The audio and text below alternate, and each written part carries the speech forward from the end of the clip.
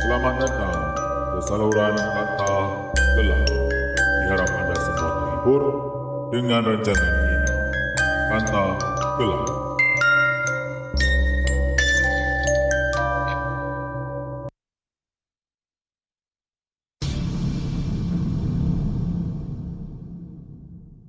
Okey, maaf, saya lupa nak aktifkan mic. Aduh. Ah, hehe. Hai guys, selamat datang ke rancangan Kanta Kelam bersama dengan saya Angie. Salut. Bagaimana hari anda hari ini? Saya doakan hari anda lebih baik dari semalam. Dengan cabaran yang kita hadapi sekarang, mohon semuanya mohon bersabar. Okey, sebelum saya bermula dengan kisah pada malam ini, uh, saya ingin memberi sedikitlah pesanan khidmat masyarakat. Okey, um, sekejap. Uh, diharap Saya haraplah semua kita semualah termasuk saya lah patuhilah SOP yang telah disediakan. Sama-samalah kita bekerja sama untuk menurunkan jumlah jangkitan harian yang kian hari nampak macam turun naik. Supaya kita boleh baliklah hidup dalam norma baru yang lebih selesa, bebas daripada kekangan macam sekarang. Okey, jom pendek cerita sikit. Okey, pada malam Sabtu ini merupakan hari perkongsian tempat benda yang pelik, misteri, gaib, ganjil yang ada di seputaran kita dan juga di dunia, yang saya telah cari di laman Sesawang dan kemudian saya olah untuk dipertontonkan kepada anda semua. Diharap anda semua terhiburlah dengan perkongsian kita pada hari ini ya. Saya sengaja tak nak beritahu dulu. Nanti saya akan beritahu pada anda. Okey, tanpa buang masa, jom kita masuk terus. Hihi.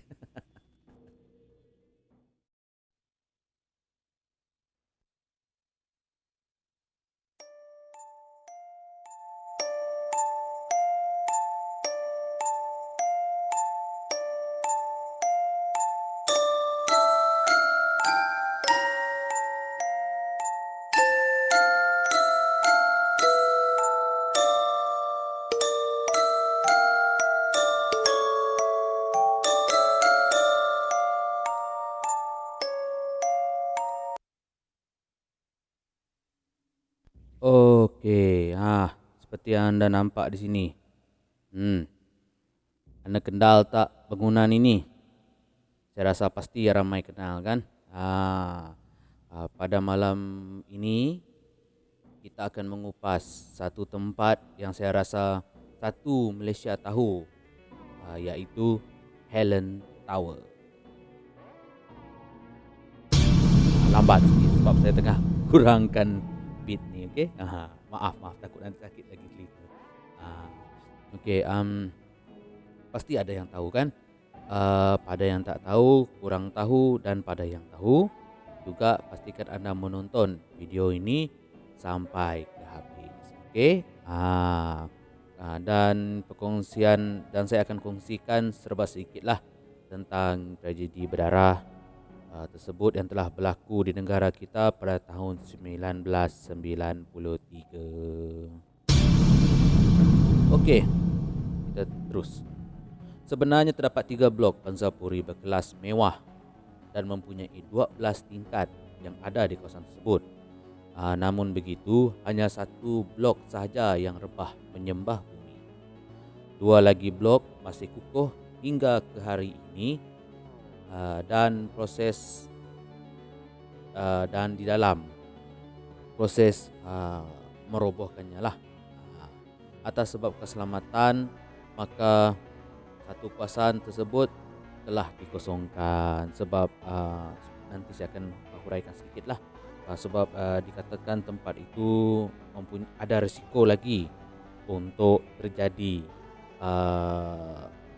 tanah runtuh yang kedua yang mungkin akan mengganggu blok yang masih ada.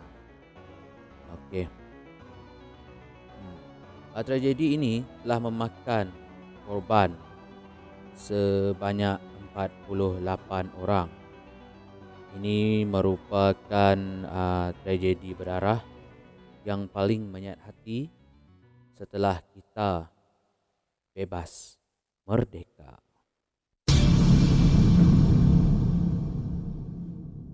Pembinaan blok ini telah dilakukan secara berperingkat.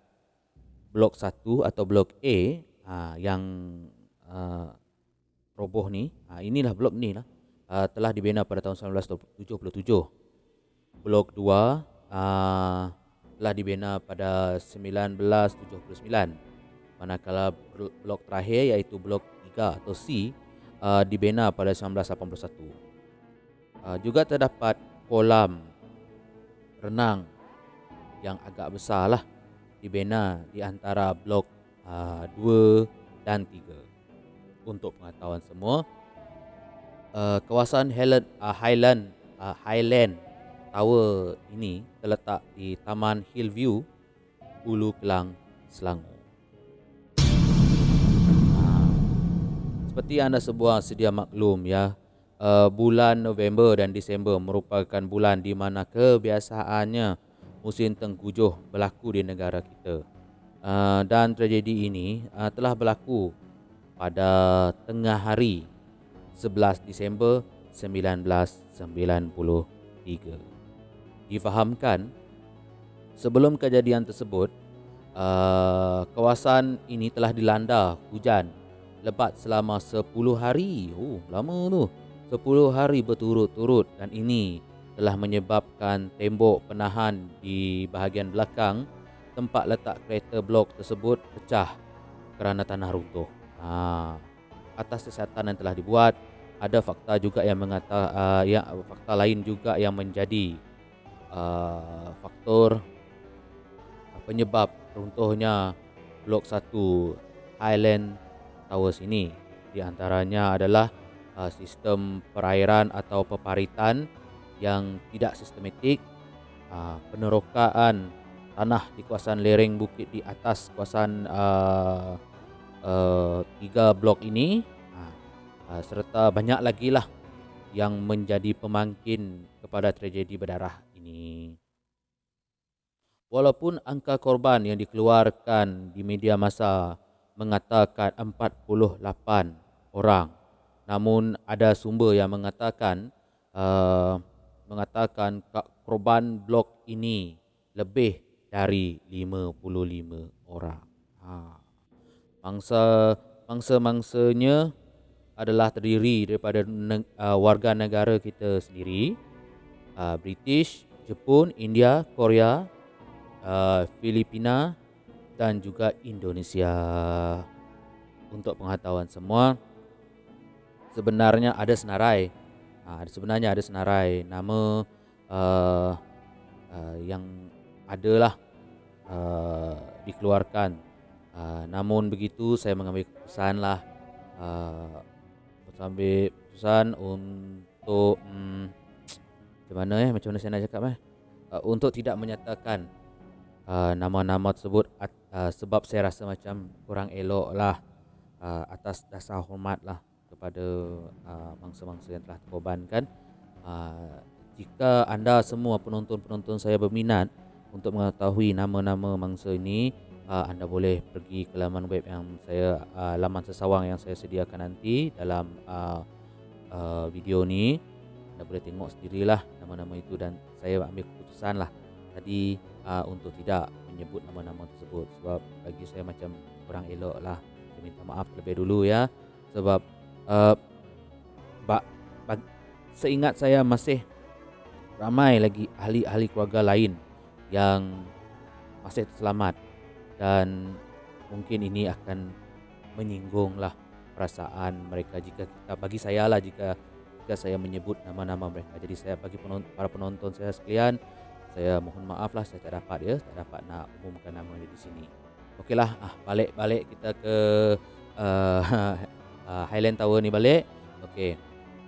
Menurut kesaksian kumpulan penyelamat, pada hari itu bunyi ketukan. Bunyi ketukan mangsa masih kedengaran sehingga 7 hari selepas runtuhan. Akan tetapi hanya tiga orang yang mampu diselamatkan, termasuk seorang bayi. Akan tetapi selepas itu satu daripada mereka telah meninggal dunia di hospital. Pada tahun 1995 memang pernah ada rancangan untuk membaik pulih blok 2 dan blok 3 untuk didiami semula lah. Namun begitu, setelah pemeriksaan yang lebih terperinci dilakukan, rancangan tersebut terpaksa dibatalkan kerana struktur bangunan ini sudah tidak selamat lagi untuk didiami. Namun begitu, sehingga hari ini blok-blok ini masih kukuh wujud di sana. Kini ia hanya dipenuhi dengan semak samun dan rumput lalang yang tinggi. Meskipun pada tahun 2018 yang lalu, 2018 kira 3 tahun yang lalu lah, pernah ada usaha untuk merobohkannya, akan tetapi sekali lagi proses itu tergendala kerana masalah hak milik tempat tersebut. Untuk pengetahuan anda semua, pelbagai liputan daripada akhbar, TV dan macam-macam lagi lah telah dibuat sepanjang kewujudan Highland Tower ni. Dari saat blok 1 itu menyembah bumi hinggalah kini pelbagai saluran TV pernah membuat liputan di sana.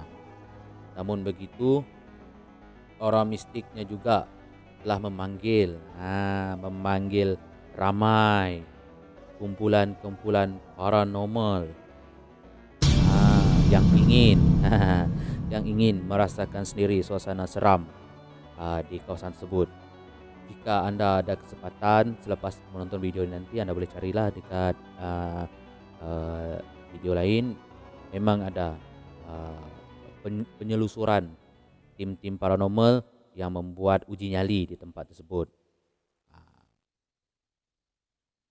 Okeylah.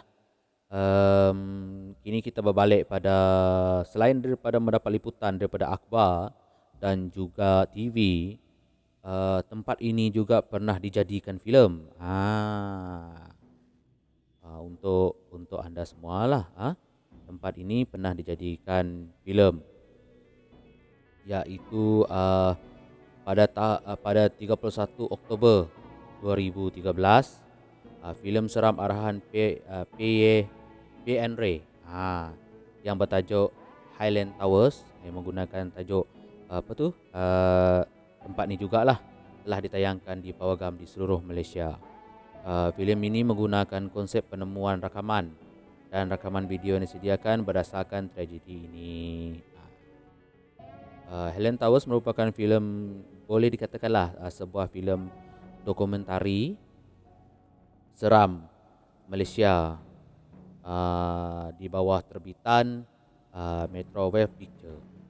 Ia dibintangi oleh adik saudara PA sendiri, iaitu Mikael, Nizam Zaidi, Edi Rauf, Shima Anwar, Atikah Syaimi dan Adibah Yusof. Ia merupakan kejayaan komersial dan merupakan filem pertama yang bercorakkan dokumentari, iaitu kira macam dokumentari olok-olok lah. diorang reka satu scene di mana diorang jumpa sisa rakaman daripada penelusuran tim yang terdahulu, dan mereka cuba macam buktikanlah apa yang melalui buktikan dengan buat satu lagi penelusuran yang baru. Begitulah cerita untuk Highland Towers ni. Bagi yang belum menonton cerita ni, saya sarankan anda semua boleh cari atau beli DVD ke dekat Netflix ke. Saya rasa masih ada cerita ni, dan saya pernah menonton cerita ni. Cerita ni bagi saya memang begini, thumbs up saya beri, sebab cerita ni buat saya terkejut. Itu satu. Daripada segi saya ni bukan fotografer apa semua kan, tapi daripada bagi saya lah, saya nilai daripada keenakan mata, keenakan hati saya menonton cerita ni. Jadi bagi saya lah, cerita ini telah memberi kepuasan pada saya sebagai seorang peminat cerita filem yang berunsur seram. Jadi pada anda semua yang belum berkesempatan untuk menonton filem ini, boleh cari tonton. Time PKP ni boleh tonton. Selain daripada ini, terdapat jugalah pelbagai macam mana nak cakap pelbagai mitos-mitos, daripada ada orang minta air, ada nampak lelaki yang berserban goyang bangunan tu. Itu memang ada, anda boleh cari sendiri. Tapi saya rasa macam saya macam tak nak campurkan dalam ni, sebab saya tak nak campur macam di antara, sebab yang ini adalah fakta tau. Yang ini adalah fakta, benda yang dah terbukti. Bukan saya cakap cerita-cerita mulut ke mulut ni tak betul, tak. Benda tu memang boleh terjadi macam yang saya selalu cakap. Tapi saya tak nak campur adukkan, sebab nanti di hujung cerita ni kan saya akan biasa cakap macam ini.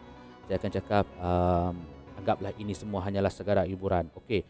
Jadi tak elok bagi saya lah, bagi pendapat saya, jika saya campur adukkan benda ini.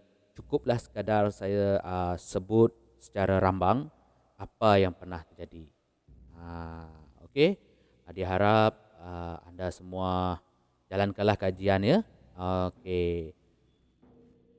Dan saya doakan semoga waris-waris mangsa tetap tabah dalam menghadapi hari-hari yang akan mendatang.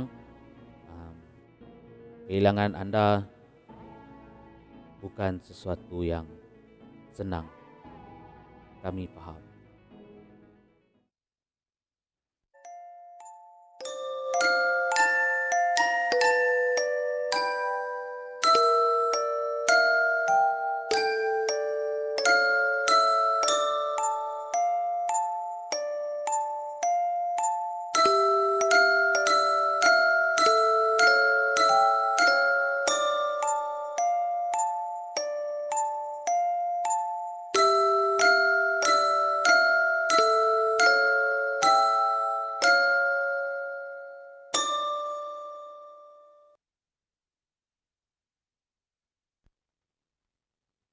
Okey semua, saya minta maaf lah sebab agak mana nak cakap agak sebab untuk saya berkongsi hal ini, kes ini. Sebab itu saya memakan masa agak lama lah untuk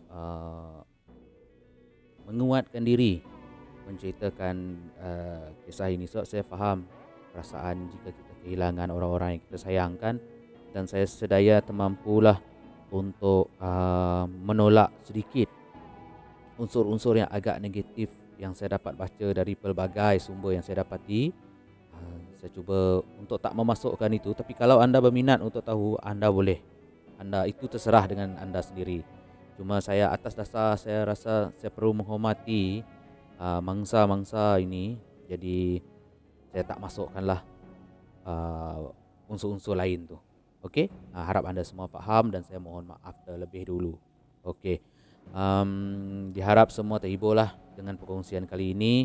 Untuk pengetahuan anda semua, ini ada sedikit perkongsian daripada saya juga. Untuk pengetahuan anda semua ya, sekali lagi, bayi yang diselamatkan tadi sekarang dah meningkat dewasa. Dan jika anda berminat untuk melihat bagaimanakah wajah beliau sekarang, memang ada.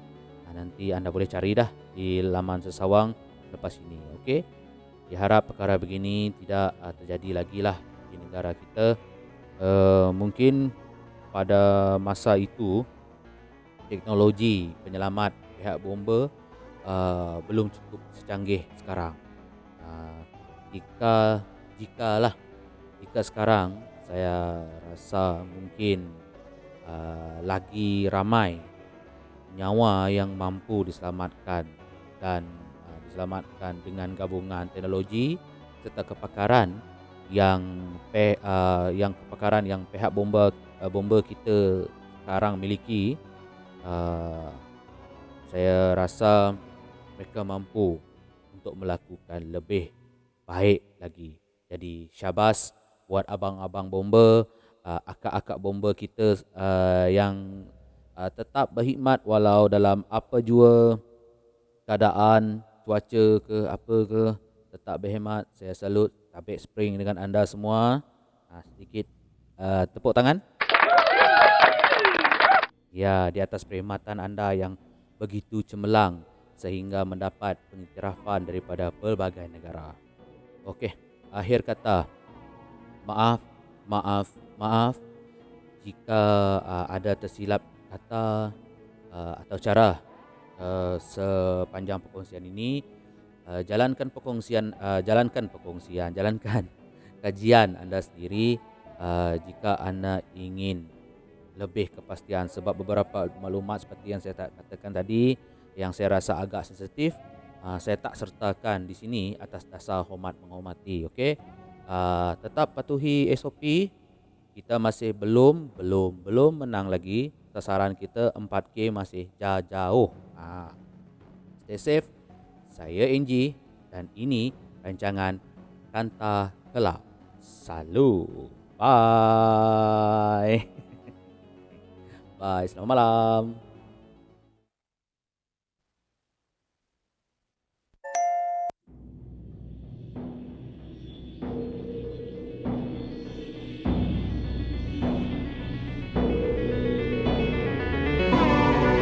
Terima kasih kerana memilih saluran Kanta Kelab.